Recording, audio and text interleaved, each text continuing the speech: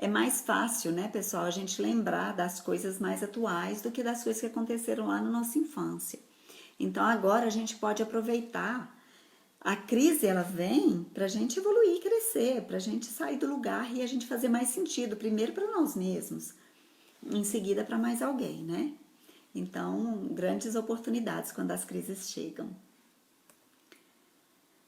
Vamos falar então da próxima fase, que é aquela que vai para mais dos 65 anos, né? É a fase considerada do idoso, 65 anos ou mais. O que vai nesse tempo? Nesse tempo vai é o tempo da reflexão.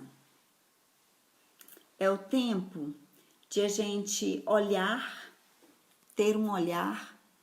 Deixa eu ajustar isso aqui que tá meio bagunçado, né, gente? Ter um olhar de aceitação e de satisfação em relação ao passado. Quando a gente olha para trás, para tudo que a gente viveu e fala, Lex Trex Spaca. Quer dizer, valeu. Eu dei o meu melhor, eu fiz o que eu queria fazer e a vida fez sentido para mim, né? Eu sempre pergunto para as pessoas quando eu estou trabalhando com elas, qual história você quer que contem de você quando você for idosa?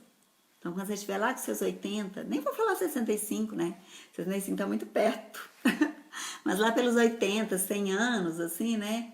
Que história que você quer que contem a seu respeito?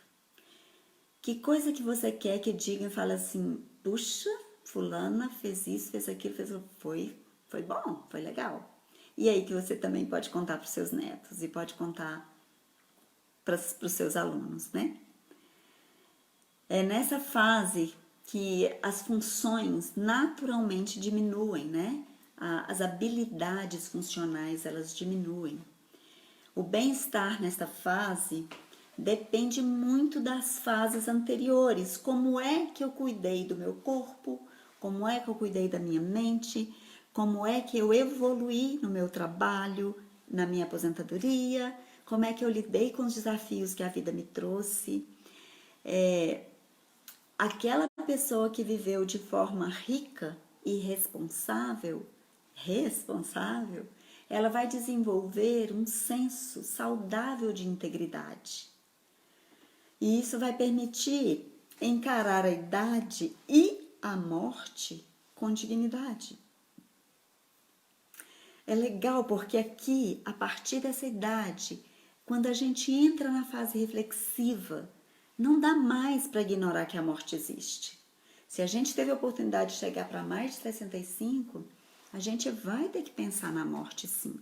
A gente vai ter que encarar essa realidade, né? Agora, se existem arrependimentos, né? O idoso vai cair em desespero. A ideia que vem é como se ele tivesse perdido as oportunidades que a vida lhe deu, falhado, e aí a sensação é que é tarde demais para reverter. Então, existe um aumento, se é dessa forma, existe um aumento da dependência, né, em relação aos outros, e a idade e a ameaça da morte vão ser fonte de medo e de depressão. Então, ao invés de encarar a nova fase com elegância, com dignidade, com integridade, a pessoa vai tender a cair no medo e na depressão e ela não vai conseguir se manter um idoso autônomo. Ele vai depender das pessoas. E essa é uma das grandes queixas que eu escuto no consultório. A maioria de quem eu atendo costuma dizer: eu morro de medo de ficar dependente com a idade, né? A aceitação do ser e da vida, o desenvolvimento de hobbies, de interesses alternativos e a continuidade de uma vida cheia de sentido vai favorecer a graça do envelhecer. Eu já falei isso numa live sobre envelhecimento outro dia, que quem não envelhecer, todos nós vamos. Quem não envelhecer é porque morreu cedo, né? E morrer cedo não é bem o propósito de uma vida completa.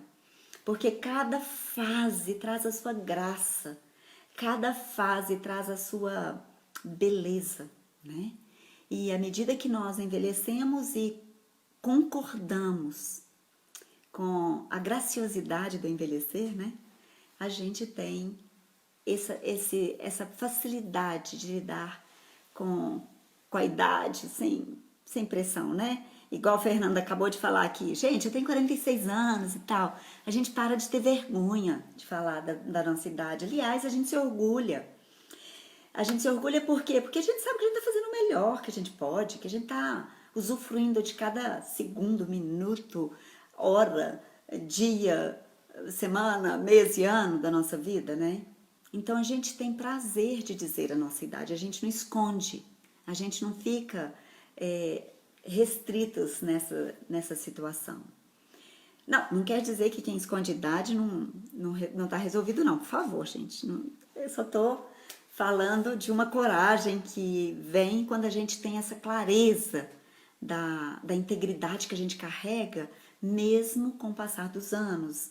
É disso que eu tô falando aqui, tá? Então, qual que é a crise psicossocial dessa fase? Integridade do ego versus desespero. Então, na integridade do ego é quando a gente entende que a identidade que eu construí foi satisfatória, né? Quando eu sinto que aquilo que eu fiz realmente está alinhado com o propósito da minha alma, com o propósito do meu ser inteiro, do meu ser integral. E o desespero é quando eu acho que as coisas não foram do jeito que tinham que ser. E geralmente quando a gente tá assim, que a gente tem pouca consciência, a gente trata de culpar o outro. A gente acha culpados. Ah, mas porque minha mãe, meu pai, meu marido, minha esposa. A gente acha um jeito de achar pessoas que são as responsáveis, entre aspas, né, pela nossa desgraça. E na verdade não tem nada disso. Tudo somos nós. O que acontece comigo é da minha conta. E o que não acontece também é da minha conta. Elaine, não tá acontecendo nada na minha vida. Bora fazer acontecer, né? Porque não cai do céu, não. A vida é um esforço, gente, e é diário. E quanto mais a gente olha para esse esforço diário com alegria e com prazer, melhor a gente vai se sentir na vida. Bom, a Fernanda tá falando aqui.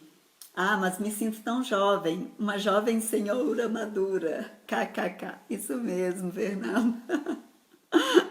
Isso aí.